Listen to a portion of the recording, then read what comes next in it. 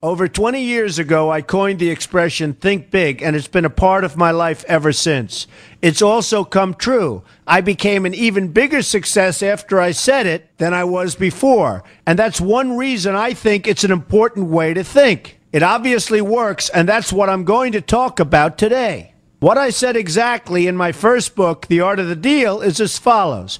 I like thinking big. I always have. To me, it's very simple. If you're going to be thinking anyway, you might as well think big. That book was a bestseller, and it's considered a business classic at this point. But I never thought those words would become bestsellers in their own right. It's an interesting point that I'm famous for two very short statements. Think big and you're fired. But let's stick to the first one for today. And I'd suggest strongly that you pay attention so that you won't have to hear the second one. Thinking big starts with the details and grows from there. Because I'm a builder, I'm very aware of the importance of having a good foundation. You can't take chances in construction. You can't be haphazard and say, well, maybe this will work, maybe it won't, so let's try it and find out. Because a lot of people will be at risk. I have to know if something will work or not. Every inch has to be accounted for. In other words, thinking big starts with being thorough. So number one, be thorough. Don't count on happenstance to get you anywhere because it won't. Number two, get a momentum going and keep your momentum going. You have to have big ideas, but you've got to have the energy to get them done, which can sometimes take a long time. If you don't have momentum, you will not have what it takes to get the job done. Patience alone isn't enough. I have a lawyer friend who used to refer to me as the reverse tornado who builds everything in his path. I always like that because it implies a lot of energy and a lot of momentum. And that's exactly what it takes to get anything done. So keep your momentum going. Number three, stay focused. You have to stay focused. The minute you lose focus, you will also be losing your momentum. They go together, and you will accomplish a lot more, even amazing things, if you make sure you keep these two things working together for you. I've seen very talented people literally go down the drain because they couldn't seem to keep their focus long enough to get anything done. In this day of multitasking, that can be a real challenge, but it's absolutely necessary. Ask yourself this question: what should I be thinking about right now? That simple question can restore your focus in no time at all. And your answer right now should be listening to Donald Trump. Number four, look at the solution, not the problem. This is very important if you ever want to learn to think big. And here's why. No matter what you do, you're bound to run into problems. It's just part of life, a part of business, a part of anything worth doing.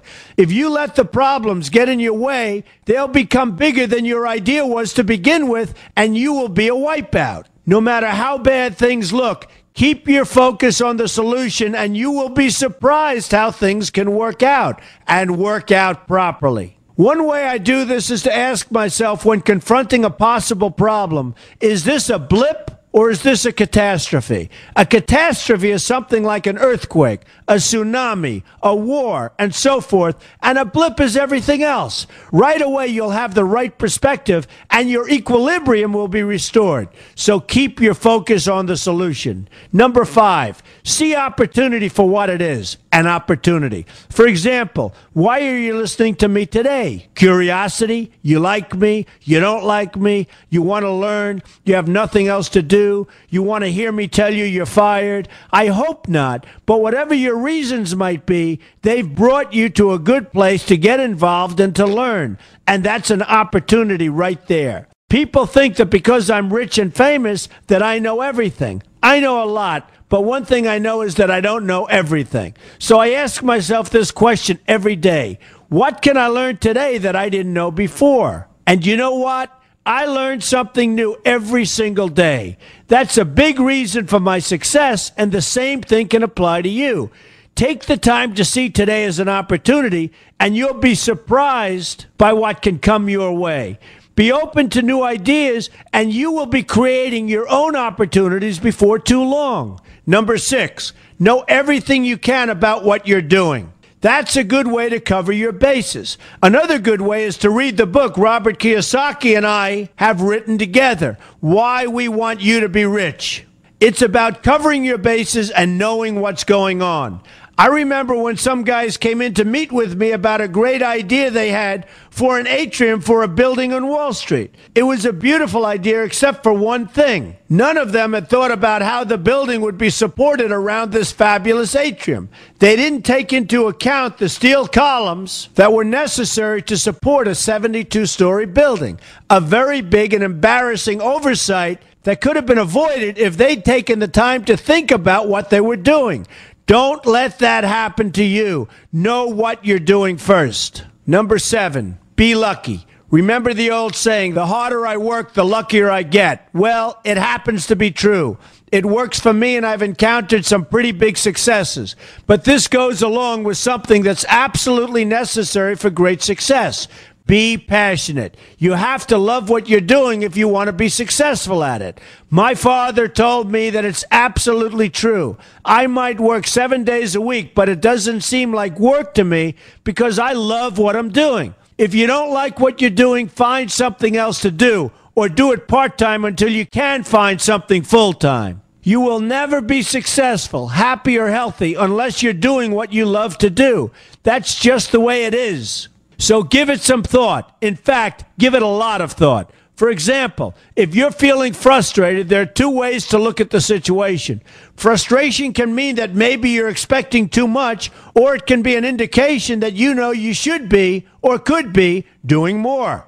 Use frustration as a motivator. Use it to get where you want to go instead of staying where you don't want to be. But above all, be passionate. That's the fast track to success, no matter what your interests are.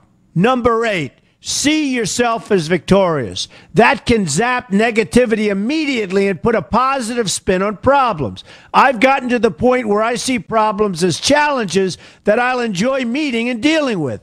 My point here is that no matter what you do, you will encounter problems. Why not see them as challenges instead and know that you are more capable of dealing with them? That's positive thinking with a realistic slant.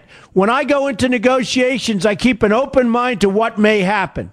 But I can tell you that there's already a done deal attitude on my part. I've already thought the process through to the extent that I know everything will be better off if they agree with what I've come up with because I've taken both sides into account. I enter the situation with a victorious attitude, and I've had enough victories to know that this attitude works. Use it.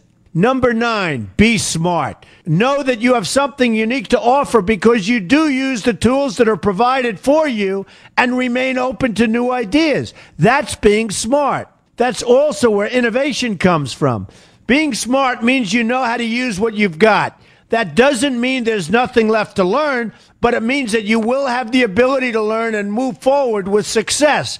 And success is very important. Success is what you want. Just be successful. Believe me, you'll be happier.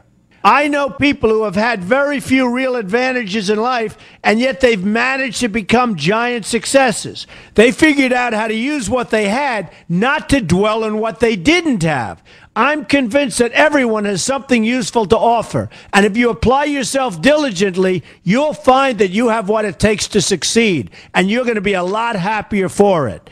Number 10, above all, never give up. Never, never, never give up. The only time you will be a failure is if you quit trying.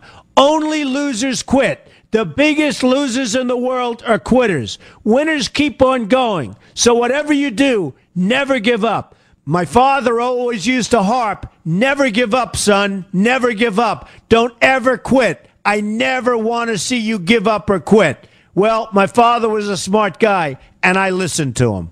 And remember, think big. A good way to start is to read our new book, Why We Want You to Be Rich. 2 men, 1 message. There's a lot of great advice in there for you, and I expect you to pay attention. You're going to do fantastically well. You're going to be a winner, and I'm going to see you in the winner's circle.